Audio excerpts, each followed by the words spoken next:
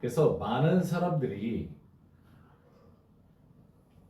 선입견이 있어요. 광야 그러면 부정적인 선입견이 긍정적인 것보다 많은데, 앞서 우리 세 번의 시리즈를 통해서 그 내용들을 살피면서 광야가 꼭 그렇게 부정적인 것만은 아니다 하는 것을 이제 보기 시작을 했는데, 어떤 면에서는 광야는 새롭게 하나님을 만나는 시간입니다. 예수 믿는 사람들에게 있어서는 새롭게 하나님을 접하는 시간이에요. 예수님을 믿고 나서 세상적인 모습을 아직 벗어나지 못한 것을 재해보는 시간이기도 합니다. 그래서 앞서 이야기한 내용 중에 광야는 하나님이 계시는 곳이에요. 그런데 우리가 보통 힘들다 그러면 광야에 들어가 있다 그래요. 그런데 거기 가보면 대체로 그 사람들은 하나님 없는 곳에서 헤매고 있어요. 근데 실제로 영적으로 긍정적인 면에서 우리가 성숙해가는 과정 속에서는 하나님이 계신 곳이 광야입니다. 그래서 이거를 긍정적인 거로 성경적으로 봐야 되는 거예요. 그래서 광야 그러니 힘들고 자기 문제가 심각하면 광야에 들어가 있다고, 그게 무슨 뭐 훈장 받는 것처럼, 근데 사실은 하나님을 만나는 자리이기 때문에 하나님을 만나고 나면 광야에서 벗어날 수 있어요. 그래서 이 시리즈를 가르치는 이유가 광야가 그다지 나쁘지 않다는 걸 알려드리려고 하는 거예요. 그 부정적인 것을 우리가 벗어나려면 하나님을 찾아야 된다는 것을 깨달아야 돼요. 하나님이 인도하시는 것을 찾아야 됩니다. 광야가 또 오래 있어야 하는 곳은 아니에요. 광야 그러면 숫자를 생각할 때 몇 년 생각하세요? 40년. 40년. 그러니까 까마득하죠. 아니 40년? 일반적으로 그래요. 근데 어떤 분은 예수님 영접한 이후로 계속 광야라 그러는 분도 있어. 어떻게 예수님 영접하고 나니까 잘 먹고 잘 살 때보다 더 힘든 것 같다고. 과연 그런가요? 잠시 머무는 곳이라고 생각한다면 얘기가 달라지죠. 하나님을 만나는 곳이라고 생각하면 완전히 광야에 대한 생각 자체가 바뀌어야 돼요. 그래서 오늘 네 번째로, 당신은 박혀 있는 것이 아니고 광야에 잠시 멈춘 곳이라는 것으로 볼 겁니다. 이걸 깨달아 알아야 돼요. 믿는 사람들이 광야 그러면 일단은 나는 처박혔어, 완전 진흙에 박힌 돌 모양 못 빠져나와, 난 평생 여기서 힘들게 살아야 돼. 이게 믿음 없는 사람들의 소리고 하나님을 모르기 때문에 그래요. 많은 사람들이 믿게 광야는 하나님이 만들어 놓으셔서 예배해 놓으시고 나를 가다 놓은 곳이라 생각을 해요. 그러니까 빠져나올 생각도 못해요. 어떤 사람은 광야는 마치 빵 굽는 오븐이라 생각해가지고 나를 갖다 잡아놓고는 온도를 최대한으로 올려가지고 뜨끈뜨끈하게 만들어 놓으시는 것. 근데 어떤 면에서 그걸 만들 수도 있어요. 잘 익은 다음에 나오게 만드시려고 하는 부분도 있을 것 같은데, 광야는 우리가 성숙하게 나와야 그 다음에 광야 또 안 들어가요. 그렇게 이야기하면 빨리 벗어나고 싶은 사람들에게 있어서 내가 뭘 배워야 할지를 깨닫는 것이기도 합니다.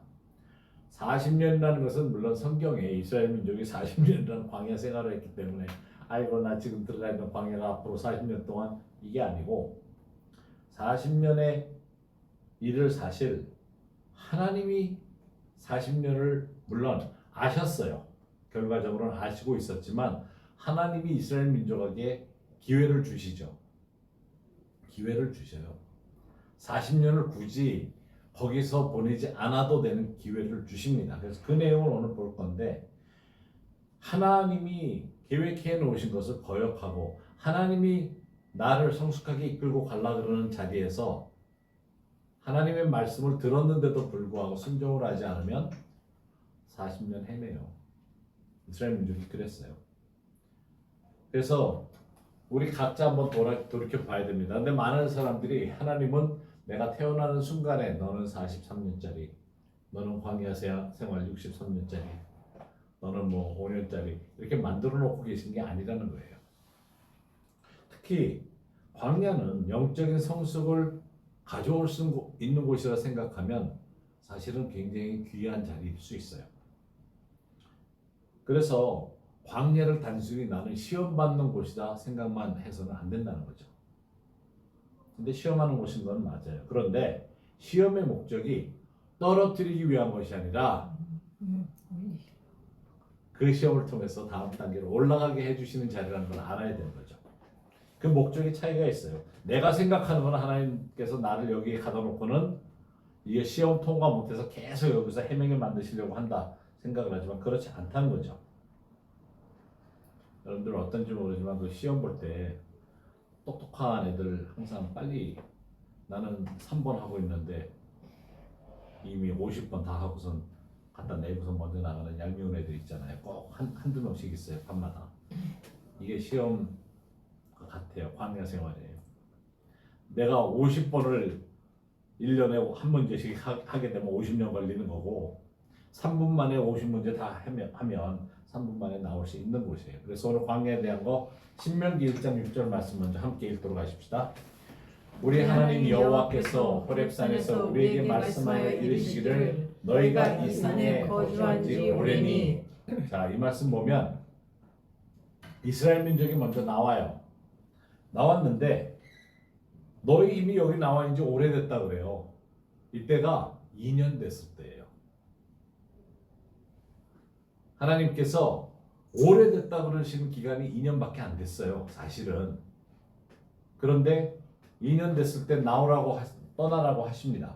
그래서 7절 말씀부터 보면 방향을 돌려 행진하여 아모리 족속의 산지로 가고 그 근방 곳곳으로 가고 아라바와 산지와 평지와 네겝과 해변과 가나안 족속의 땅과 레바논과 큰 강 유브레데까지 가라. 내가 너희의 조상 아브라함과 이삭과 야곱에게 맹세하여 그들과 그들의 후손에게 주리라 한 땅이 너희 앞에 있으니 들어가서 그 땅을 차지할지니라. 자, 굉장히 넓은 땅을 보여주세요. 지금 현재 이스라엘의 북쪽 땅까지 레바논까지 모든 땅 유브레데 큰 강 유브레데스까지니까 굉장히 먼 땅 이라크까지 땅이에요. 다 하나님이 주신다고 약속을 했어요. 그런데 저들에게 약속해 주신 땅이라고 하고 줬는데 2년 후에 약속의 땅을 다 받으라고 알려주셨는데 정탐꾼을 보내죠. 정탐꾼을 보냈더니 이 친구들이 갔다 오더니 하나님이 주신 건 맞는데 거기가 옥터인 것도 맞고 젖과 꿀이 흐르고 포도도 엄청나게 커서 두 사람이 메고 와야 될 정도로 큰 포도 덩쿨이 생겼는데 거기는 자이언트가 살더라. 우리는 그 앞에 메뚜기 같다고 그러면서 하나님의 약속을 거절하죠.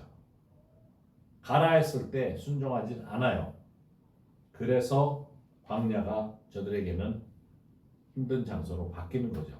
2년 만에 해결할 수 있었던 것을 38년을 추가하는 일이 나옵니다. 그래서 광야를 올바로 이해하려면 내가 있는 곳이 어떤 곳인지를 기도하고 깨달으며 나가야 합니다. 첫 번째, 광야는 처박힌 상태로 있는 곳이 아닙니다.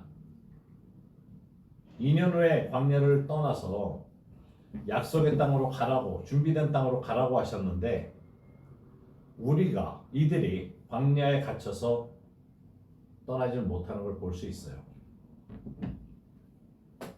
내가 광야에 갇힌 것이 아니라 내 생각과 방법이 갇힌 거죠. 저들이 볼 때 하나님의 약속의 말씀이었는데도 불구하고 현실을 보니까 불가능한 거예요. 그래서 포기를 하죠. 배울 것이 바로 다음 단계로 가야 되는 밑거름이 되는 겁니다.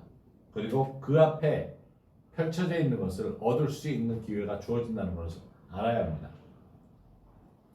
민수기 14장 34절 35절 말씀은 사실 굉장히 아쉬운 말씀이기도 한데 정탐꾼을 보내가지고 저들이 보고 와서 하나님이 주신 말씀대로 맞다 하는데 항상 그런 게 있어요.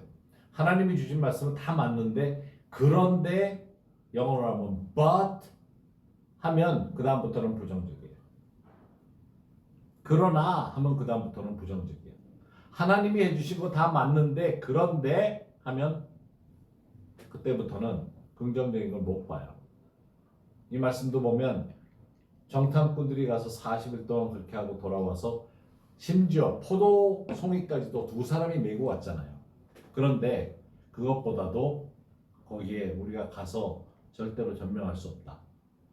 하나님이 하시는 거였잖아요. 여리고성 무너뜨린 것도 하나님이 하셨지 이스라엘 민족이 한 것도 아닌데. 그래서 민수기 14장 34절 35절 보면 너희는 그 땅을 정탐한 날 수인 40일의 하루를 1년으로 쳐서 그 40년간 너희의 죄악을 담당할지니 너희는 그제서야 내가 싫어하면 어떻게 되는지를 알리라 하셨다. 이게 광야에서 깨달아야 되는 건데 죄악을 담당하는데 하나님이 싫어하는 것을 제해버리는 것을 깨닫는 거죠. 생각 자체를 바꿔야 되는 거죠. 나 여호와가 말하였거니와 모여 나를 거역하는 이 악한 온 회중에게 내가 반드시 이같이 행하리니 그들이 이 광야에서 소멸되어 거기서 죽으리라. 사실 앞에서 읽었던 신명기 1장에 약속의 땅으로 인도하실 것이다 하는 말씀과 너무도 대조적이고 다른 내용이죠. 2년 후에 저들이 축복을 받을 수 있었어요. 여리고성도 무너지고 다 할 수 있었어요. 그런데 하나님의 말씀을 불평으로 하나님의 축복을 거절함으로써 겪게 되는 결과를 봅니다. 2년 동안 저들이 하나님의 산에 있으면서 순종하는 것을 배웠어야 했는데 못 배웠던 거죠.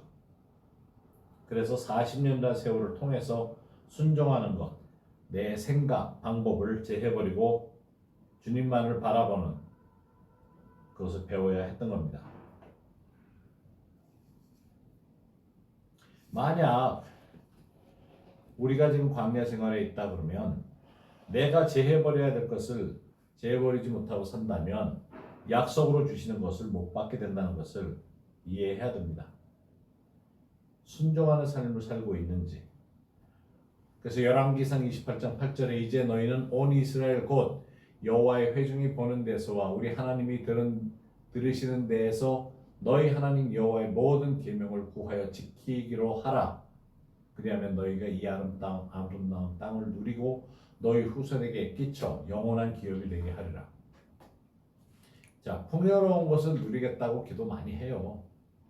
근데 이 말씀대로 보면 하나님의 말씀을 구하고 지키기로 해야 되는 거죠. 그러면 그 결과가 이렇게 되는 겁니다. 또 이것을 달리 얘기를 하면 불순종은 우리로 하여금 광야로 들어가게 만드는 지름길이에요. 하나님 말씀 분명히 듣겠다 그러고 하나님 인도하심 받겠다 그러는데 여러 상황을 통해서 불순종을 하고 거역을 한다? 그러면 그때부터 힘들어지는 거예요. 왜냐하면 그걸 배워야 되니까. 또 달리 얘기하면 광야에서 가장 빨리 나올 수 있는 지름길은 순종입니다. 하나님 말씀하시는 것을 듣고 아름답게 살라고 말씀하시는 것을 네 하고 순종하겠다는 것이 가장 좋은 거죠. 근데 많은 사람들이 광야에서 발버둥을 한동안 많이 쳐요. 근데 상황에서 벗어날 수 없다는 것을 깨닫게 되면 하나님의 음성을 구하고 하나님의 인도하심을 구하면서 순종할 수 있어야 되는 거죠. 돌이켜 봐야 됩니다. 회개하고 이전에 말씀하셨던 하라 그러셨던 말씀의 자리로 다시 돌아와야 됩니다. 그래야 광야를 벗어날 수 있어요. 순종이 열쇠인 거죠. 그 다음에 광야는 멈춘 상태입니다. 많은 사람들이 놀라워하는 것 중에 하나가 이 멈춘 상태라는 자리는 누구에게 책임을 전가하지 않아야 되는 자리예요. 이것을 올바로 이해를 하기 위해서 중단됐다는 것을 이해를 해야 됩니다. 잘못된 일을 하다가 앞으로 뒤로도 가지 못하는 상황에 처한 것을 말하는데 참 재밌는 거는 내가 죄를 범했던 어때했던 광야에 지금 있다 그래서 거기서 벗어나서 나오면 하나님의 기름 부으시면 자리로 다시 돌아와요.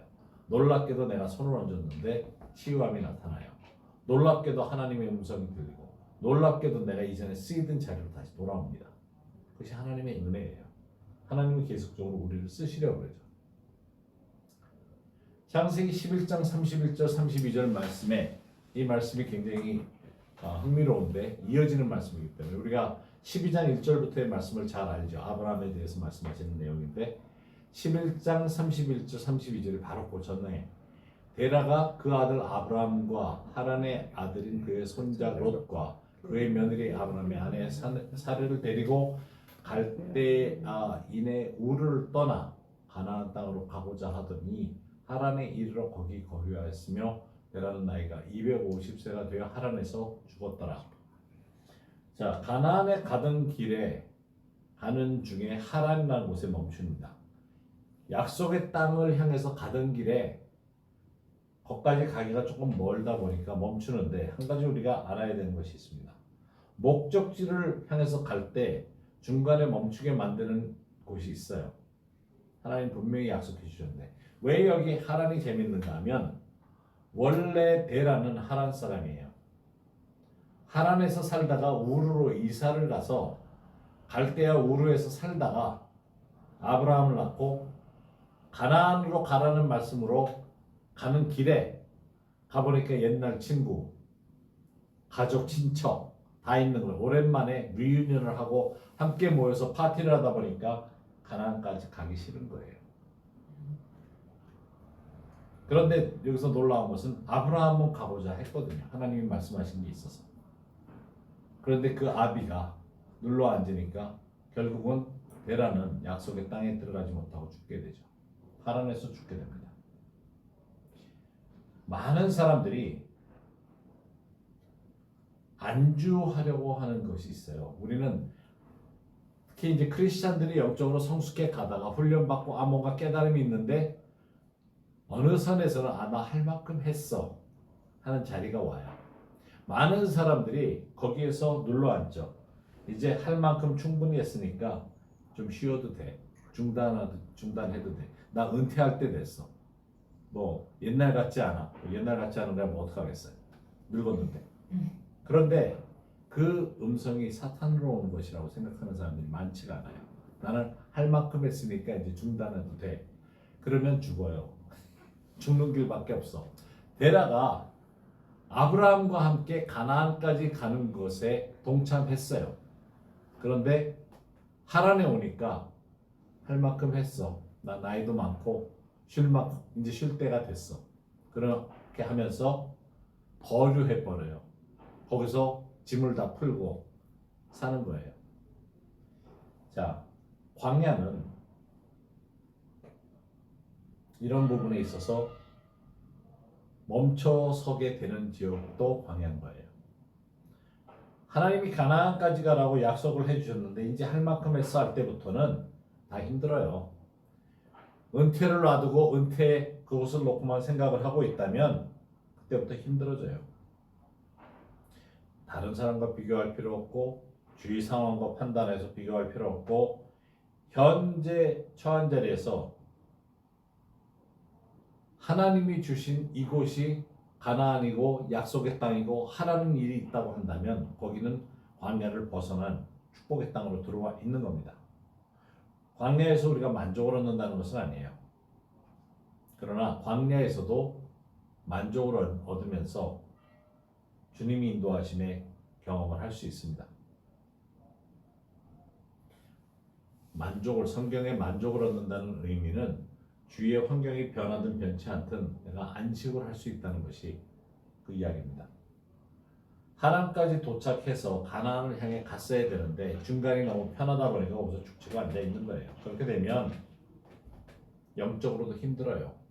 영적으로 잘 가다가 주저앉아 싶고 여기서 그냥 편히 있고 싶은 그런 시절이 와요. 베드로도 예수님을 따라서 사역하다 보니까 쉴 새 없이 그냥 막 돌아다니다 보니까 변화산상에서 예수님의 변화된 모습, 모세도 나타나고 엘리야도 나타나니까 저 입에서 나오는 게 여기가 좋사온이에요. 그냥 여기가 좋으니까 눌러 앉자고 사역이 뭐고 하늘에서 여기 하늘 생활을 여기서 합시다. 뭐 땅까지 내려갈 거 없이 그런 이야기를 쉽게 하는 거죠. 사도행전 7장 3절 4절에 보면 이르시되 네 고향과 친척을 떠나 내가 네게 보일 땅으로 가라 하시니 아브라함이 갈대아 사람의 땅을 떠나 하란에 거하다 그의 아버지가 죽음에 하나님이 그를 거기서 너희 지금 사는 이 땅으로 옮기셨느니라. 가는 길에 중단했어요. 데라 때문에. 그렇지만 하나님이 다시 옮겨주시는 것을 볼 수 있습니다. 하나님이 멈췄을지라도 옮겨주시는 일을 광야에서 하십니다. 세 번째 광야는 잠깐 옮기는 것이 아니고 완전히 떠나는 겁니다. 잠깐만 가 있다가 오지 하는 그런 의미가 아니라 짐 싸들고 완전히 떠나는 거예요. 새로운 곳으로 이주하는 겁니다. 아브라함이 그렇게 했죠. 그래서 이 말씀을 그 아브라함의 삶에 하나님이 저를 인도하신 것을 보면 잠시 멈췄던 것도 있지만 하나님께서 그 다음 단계로 옮기시는 것을 볼 수 있어요. 창세기 12장 1절에서 3절, 아까 11장에서 데라가 죽은 후에, 하란에서 죽은 후에 여호와께서 아브라함에게 이르시되 너는 너의 고향과 친척과 아버지의 집을 떠나 내가 네게 보여줄 땅으로 가라. 자, 11장에서 하나님께서 아브라함에게 가라 하셨을 때 가나안으로 가던 길에 멈춰섰을 때 다시 말씀하세요. 여기가 너의 고향인 거예요. 테라의 고향이야. 자기가 살던 곳이고 친척이 있고, 그러니까 너의 고향과 친척과 아버지의 집을 떠나라는 거예요. 거기 아버지 집이었어. 내가 네게 보여줄 땅으로 가라. 내가 너로 큰 민족을 이루고 네게 복을 주어 내 이름을 창대하게 하리니 너는 복이 될지라. 자, 아브라함이 실제 약속의 아들은 하나밖에 못 얻죠. 그런데 약속은 민족을 이룬다는 거예요. 그리고 너를 축복하는 자에게는 내가 복을 내리고 너를 저주하는 자에게는 내가 저주하리니 땅의 모든 족속이 너로 말미암아 복을 얻을 것이라 하신지라. 아브라함이 떠나는 것을 보면 사실 우리가 제대로 이해를 하다 보면 아버지가 우르에서 살았지만 우르에서 다시 돌아가다가 하란에서 데라 고향에서 머무는 기간이 있었죠. 몇 년 머물렀는지 몰라요, 사실은. 그렇지만 데라가 죽을 때 하나님이 다시 말씀하시죠. 가나안에 가기로 했던 중단됐던 곳에서 말씀을 하십니다. 이제는 완전히 떠나게끔 하시죠. 다 짐 싸서 고향도 떠나고 친척도 떠나고 아버지의 집까지 모든 가족을 다 놔두고 떠납니다. 우리가 뭔가를 옮긴다 그럴 때 잠시 가서 방문하면서 확인하기 위해서 갈 수도 있어요. 그런데 광야에서 하나님이 가라 그러실 때는, 새로운 것으로 인도하실 때는 모든 것을 다 내려놓고 움직이라는 약속의 말씀과 함께 약속을 통한 축복의 말씀이 따라옵니다. 순종하면 모든 것을 뒤로 하고 떠날 수 있어요. 광야에서 주님이 말씀하시면 온전히 순종할 수 있는 자세로 가야 됩니다. 근데 광야를 통과해서 약속을 향해서 가려고 할 때마다, 한 발을 내딛고 그 방향으로 갈 때마다 나를 뒤에서 보이지 않는 뭔가를 끌어다녀요. 진짜 갈 수 있어? 가도 돼? 가면 뭐가 있어? 얻을 수 있을 것 같아? 네가 민족을 만든다고 혼자? 내가 내 이름이, 하나님이 내 이름을 창대하게 만들어 주신다고? 진짜 복의 근원이 돼? 계속 이런 것이 따라올 수 있어요. 사실 변화를 가져온다는 게 그렇게 쉽지 않아요. 여러분들 이사하는 것도 마찬가지잖아요. 이사하는 것도 뭐가 편하다 그러면 그곳에 편한 거에 묶여가지고 이사하기 힘들어요. 저희가 잠원동에서 살 때 사무실이 마포인데 얼마나 낭만적인 줄 아세요? 서울시에서 운영하고 있는 자전거 타고 45분을 막 달려가면 한강 끼고 한강변을 쭉 따라서 동부이촌동 쪽으로 해가지고 그 강을 끼고서 길이 잘 돼 있어서 자전거 타고 가면 아침에 그리 가면 기분 되게 좋아요. 근데 그게 얼마나 많은 매연을 먹으면서 갔는지는 나중에 보니까 그냥 뭐 온몸이 시꺼매지는 거 보고 알긴 했지만, 어쨌든 강 끼고 이렇게 가고 또 운동 삼아서 하니까 기분 너무 좋아요. 또 올 때도 강 따라서 이렇게 오는데, 그 서울시에서 만들어준 두발 자전거지만 이게 기아가 3개밖에 없어요. 근데 아주 잘 빼입은 아줌마들 부대가 한 10명이 줄 서서 쫙 저를 지나가면 암만 낑낑거려도 쫓아가려고 해도 못 쫓아가는 그런 데서 살고 있었는데, 어쨌든 거기가 굉장히 편해요. 전철역 있지요. 버스 타면 강북, 강남 못 가는 데가 없어. 너무 좋아. 그래서 떠나고 싶지 않은 곳이기도 해요. 잠원동이. 그런데 한 가지 떠나겠다는 마음을 먹으니까 그 다음부터 별로 좋지 않은 것들이 보여져. 늘 소리가 시끄럽고 늘 거기 매일 바닥을 닦고도 시꺼멓고 매연 들어오지, 공기 나쁘지. 그래서 이제 수지로 이사를 가니까 조용하고 그것 때문에 이게 일단은 이사를 하고 나면 축복의 땅에 들어가면 이렇게 변화가 있는 걸 알겠구나 하는 생각을 하는데 이사한다, 움직인다, 옮긴다 하는 게 그렇게 쉬운 건 아니에요. 특히 하나님이 부르셨는데 옮겨야 된다? 진짜 갈 바도 알지 못하고 간다? 이사를 하는데 온 가족을 다 데리고 가는데 애들 그러죠. 우리 애들 차 타고 가면 10분만 지나면 다 왔어요? Are we there yet? 지금 여기 다 왔냐고. 아니 무슨 그러면 계속 물어봐. 5분에 한 번, 가면 갈수록 1분에 한 번 돌아가면서 물어보면 우리 넷이니까 거의 25초에 한 번씩. 갈 바를 알지 못하고 가는데 짧은 길은 아니었거든요. 하나님이 가라 그랬으니까 조카까지 롯까지 데리고 가요. 미련 없이 가는 것을 생각을 하죠. 근데 가나안 땅에 갔을 때 롯은 더 좋은 땅을 자기가 차지하겠다고 가죠. 간 곳이 소돔이었죠. 소돔을 떠나오는 롯이 가족을 데리고 나올 때, 두 딸과 함께 나올 때 미련이 있어서 고개를 돌렸던 돌아보았던 롯의 아내는 소금 기둥이 되죠. 돌아보지 말라고 분명히 말씀을 해주셨는데도 불구하고 가장 편한 곳, 내가 익숙한 곳에 미련이 있어서 뒤를 돌아볼 때 하나님이 원치 않으신 것에 대한 결과를 경험할 수 있어요. 우리는 광야를 통과해서 살게끔 하시는데 확실한 것은 완전히 옮겨버리라는 거죠. 이전에 내가 살던 곳에서부터 떠나서 이제 온전히 새로운 곳으로 가라는 겁니다. 그럼 그 말씀을 순종하고 말씀만 붙들고 나아가는 겁니다. 사실 우리는 뭔가 확실한 것을 원해요. 확실한 곳에 가기를 원해요. 확실한 쪽으로 가야만 뭐가 될 것 같고 요즘은 더 그렇잖아요. 전화기만 갖다 놓으면 딱 틀면 여기 웬만한 지도가 다 있으니까 켜놓고 쫓아가도 되잖아요. 확실해야지 불안하거든요. 그런데 하나님은 확실하지 않은 것도 내가 말씀을 선포했으니까 믿음으로 가라고 하십니다. 그래서 우리가 데라와 아브라함을 비교해 볼 수가 있어요.